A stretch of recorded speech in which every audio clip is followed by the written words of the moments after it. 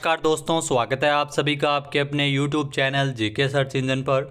तो दोस्तों, आज के इस वीडियो में हम बात करेंगे राजस्थान हाई कोर्ट एलडीसी का एग्ज़ाम हुआ है 12 मार्च को। उसमें राजस्थान करंट अफेयर्स के और अन्य करंट अफेयर्स के कौन कौन से क्वेश्चन पूछे गए थे, उन सभी को हम इस वीडियो में डिस्कस करने वाले हैं। तो पूरा वीडियो बहुत ध्यान से देखना। वीडियो की जो PDF फाइल है वो आप वीडियो के डिस्क्रिप्शन बॉक्स से डाउनलोड कर सकते हैं। तो चलिए स्टार्ट करते हैं। करंट अफेयर्स की आंसर की है। तो जो क्वेश्चन पूछे गए थे जिसमें था साल 2022 में निम्नलिखित में से किसके द्वारा पद्म भूषण अवार्ड नहीं लिया गया, यानी पद्म भूषण अवार्ड लेने से इनकार किसने किया था। तो 2022 के जो पद्म भूषण अवार्ड दिए गए थे जिसमें बुद्धदेव भट्टाचार्य के द्वारा पद्म भूषण अवार्ड लेने से इनकार कर दिया गया था। तो बहुत ही डिफ़िकल्ट तरह के क्वेश्चन पूछे गए थे, यानी कि 1 नंबर ऑप्शन इसका बिल्कुल सही है। राजस्थान करंट अफेयर्स इसमें इतना नहीं पूछा गया था। नेशनल और इंटरनेशनल के काफ़ी सारे क्वेश्चन देखने को मिले थे। तो बुद्धदेव भट्टाचार्य जिन्होंने पद्म भूषण पुरस्कार लेने से इनकार कर दिया गया था, ये आपको बता दें कि 2000 से लेकर 2011 तक पश्चिम बंगाल के मुख्यमंत्री भी रह चुके हैं। तो इनको इन्होंने बताया था कि उनको इस बारे में बताया नहीं गया था, तो इसलिए इन्होंने पद्म भूषण अवार्ड लेने से इनकार कर दिया गया था। साल 2022 में 4 हस्तियों को पद्म विभूषण पुरस्कार और 17 लोगों को पद्म भूषण पुरस्कार दिया गया था और 107 लोगों को पद्मश्री पुरस्कार है वो साल 2022 में दिया गया था। इसके बाद अगला जो क्वेश्चन पूछा गया था, लड़ाकू विमान सुखोई को उड़ाने वाली प्रथम भारतीय महिला पायलट कौन है। तो ये ध्यान रखना, फाइटर जेट उड़ाने वाली प्रथम भारतीय महिला पायलट अवनी चतुर्वेदी, यानी कि 2 नंबर ऑप्शन इसका बिल्कुल सही हो जाएगा दोस्तों। अवनी चतुर्वेदी है जो भारतीय वायुसेना की महिला फाइटर पायलट, जो पहली बार जो देश के बाहर ये हवाई युद्धाभ्यास के लिए भारतीय दल का हिस्सा बनी थी। ये सुखोई जो विमान है, लड़ाकू विमान उड़ाती है अवनी चतुर्वेदी, और ये जोधपुर से जो दल गया था महिला दल, उसमें ये शामिल थी।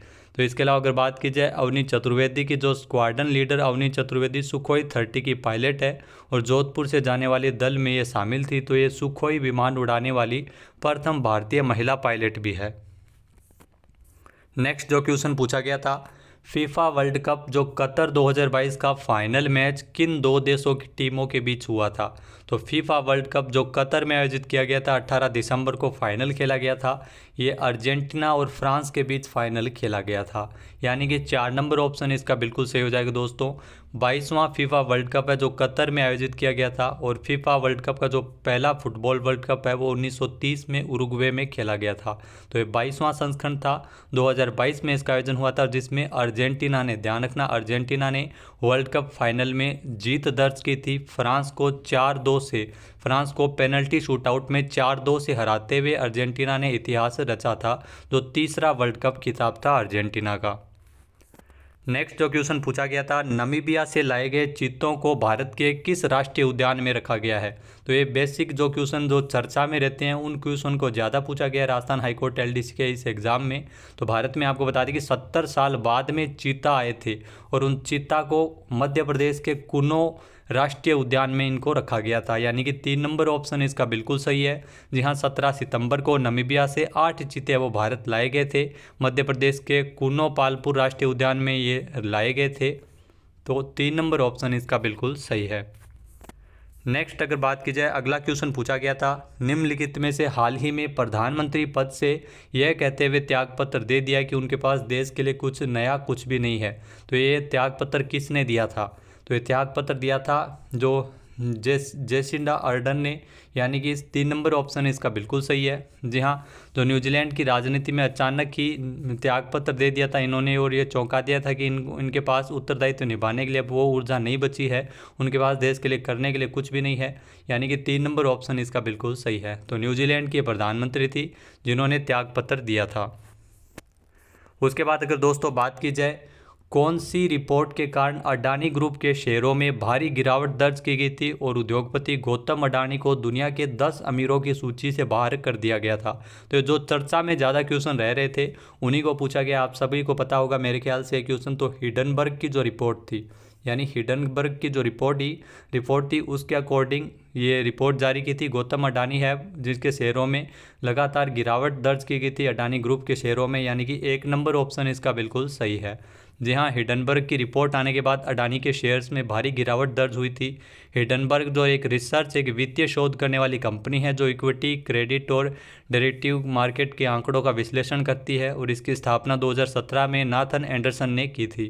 तो हिडनबर्ग की जो रिपोर्ट जारी की गई थी 25 जनवरी को, जिसमें अडानी ग्रुप के संबंध में 32,000 शब्दों की एक रिपोर्ट थी, जिसमें 88 प्रश्नों को शामिल करते हुए दावा किया गया था कि यह समूह जो अडानी समूह है वो शेयरों के हेर फेर और अकाउंट की धोखाधड़ी में शामिल है। तो इस रिपोर्ट के आने के बाद गौतम अडानी जो दुनिया के 10 अमीरों की सूची से बाहर भी हो गए थे। उसके बाद जो अगला क्वेश्चन पूछा गया था, दिनांक 28/1/2023 को भारतीय वायुसेना में जो कौन से 2 विमान दुर्घटनाग्रस्त हो गए थे। तो आपको बता दी कि 28/1/2023 को जो भारतीय वायुसेना के 2 विमान हैं वो दुर्घटनाग्रस्त हो गए थे, जिसमें विमान थे, एक तो लड़ाकू विमान थे सुखोई था और एक मिराज था, यानी सुखोई और मिराज ये 2 विमान हैं वो दुर्घटनाग्रस्त हो गए थे। यानी कि 3 नंबर ऑप्शन इसका बिल्कुल सही हो जाएगा दोस्तों। सुखोई 30 और मिराज 2000 तो दोनों विमान प्रशिक्षण अभ्यास में भाग ले रहे थे और दुर्घटनाग्रस्त हो गए थे 28/1/2023 को। उसके अलावा जो क्वेश्चन पूछा गया था, नाटो के वर्तमान में महासचिव कौन है। तो नाटो के वर्तमान में महासचिव है जो जेंस स्टोल्टेनबर्ग, यानी कि 1 नंबर ऑप्शन इसका बिल्कुल सही है। नॉर्वे के पूर्व प्रधानमंत्री जेंस स्टोल्टेनबर्ग जो महासचिव है नाटो के वर्तमान में, और इनका जो कार्यकाल है वो 30 सितंबर 2023 तक के लिए इनका कार्यकाल भी बढ़ाया गया था। नाटो एक उत्तर अटलांटिक संधि संगठन है और इसकी स्थापना 4 अप्रैल 1949 में नाटो की स्थापना की गई थी।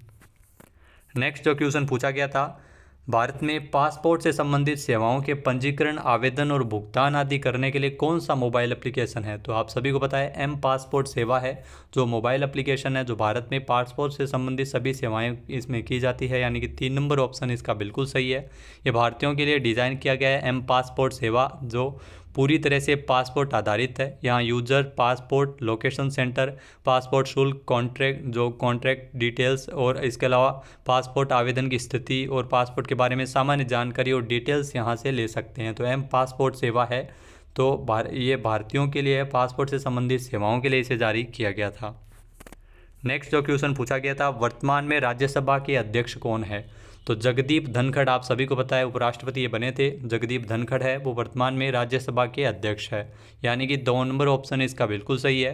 ये भारत के 14वें उपराष्ट्रपति के रूप में इन्होंने शपथ ली थी, राष्ट्रपति द्रौपदी मुर्मू के द्वारा इनको शपथ दिलाई गई थी। आपको बता दें कि जगदीप धनखड़ ने विपक्ष से मार्गरेट अल्वा को हराते हुए ये उपराष्ट्रपति चुनाव जीते थे। तो जगदीप धनखड़ 1989 में झुंझुनू से सांसद बने थे, ये राजस्थान से संबंधित है। 1989 में ये झुंझुनू से सांसद बने थे।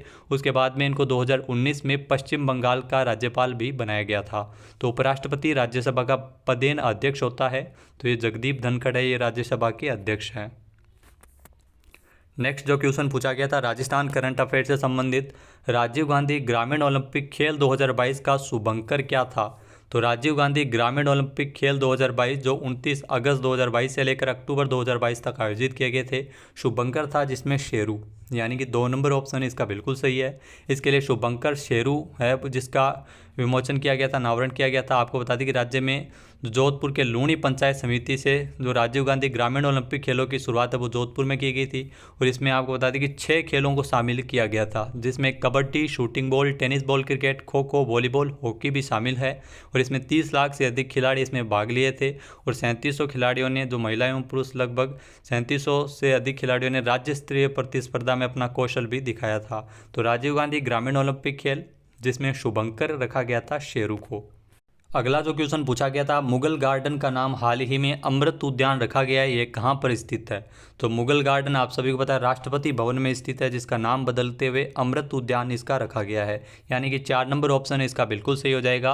राष्ट्रपति भवन का मुगल गार्डन जो अपनी सुंदरता के लिए काफ़ी चर्चित है, और यहाँ पर जो हर साल लाखों पर्यटक भी आते हैं, और यहाँ पर 138 तरह के गुलाब, 10,000 से अधिक ज़्यादा टूलिप बल्ब और 70 से अधिक प्रजातियों के अलग फूलों की प्रजातियाँ हैं। हर साल स्प्रिंग के सीज़न में इसे जनता के लिए खोला जाता है। तो राष्ट्रपति भवन में है मुगल गार्डन, जिसका नाम बदलते हुए अमृत उद्यान किया गया है। नेक्स्ट जो क्वेश्चन पूछा गया था, साहित्यकार गीतांजलि श्री को उनके किस उपन्यास के लिए बुकर पुरस्कार दिया गया है। तो भारतीय लेखिका गीतांजलि श्री, जिनको टॉम्ब ऑफ सेंट उपन्यास के लिए बुकर पुरस्कार मिला है, जिसका जो इन्होंने अनुवाद किया था रेत की समाधि। जी हाँ, रेत समाधि, जो इस उपन्यास के लिए इनको बुकर पुरस्कार से नवाजा गया है, यानी कि 2 नंबर ऑप्शन इसका बिल्कुल सही है। आपको बता दें कि ये उपन्यास हिंदी भाषा में है, रेत समाधि, और इसे अमेरिका जो ट्रांसलेटर डेजी रॉकवेल ने अंग्रेजी में अनुदित किया था टॉम्ब ऑफ सेंट के नाम से। और इसी के साथ ही गीतांजलि श्री का ये उपन्यास उन 13 किताबों में शामिल हो गया जिन्हें अंतर्राष्ट्रीय बुकर पुरस्कार जीतने वाली पहली भारतीय लेखिका भी ये बन गई है। नेक्स्ट जो क्वेश्चन पूछा गया था, वर्तमान में भारत के नियंत्रक एवं महालेखा परीक्षक कौन है? तो वर्तमान में आपको बता दें कि भारत के नियंत्रक एवं महालेखा परीक्षक है गिरीश चंद्र मुर्मू, यानी कि 4 नंबर ऑप्शन इसका बिल्कुल सही हो जाएगा दोस्तों।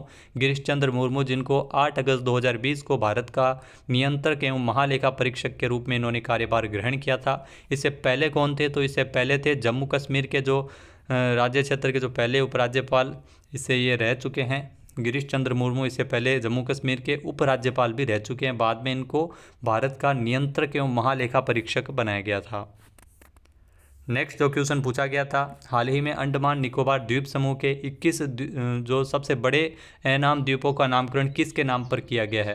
तो ये आपको बता दें कि परमवीर चक्र विजेताओं के नाम पर इन द्वीपों का नामकरण किया गया है, यानी कि 3 नंबर ऑप्शन इसका बिल्कुल सही हो जाएगा दोस्तों।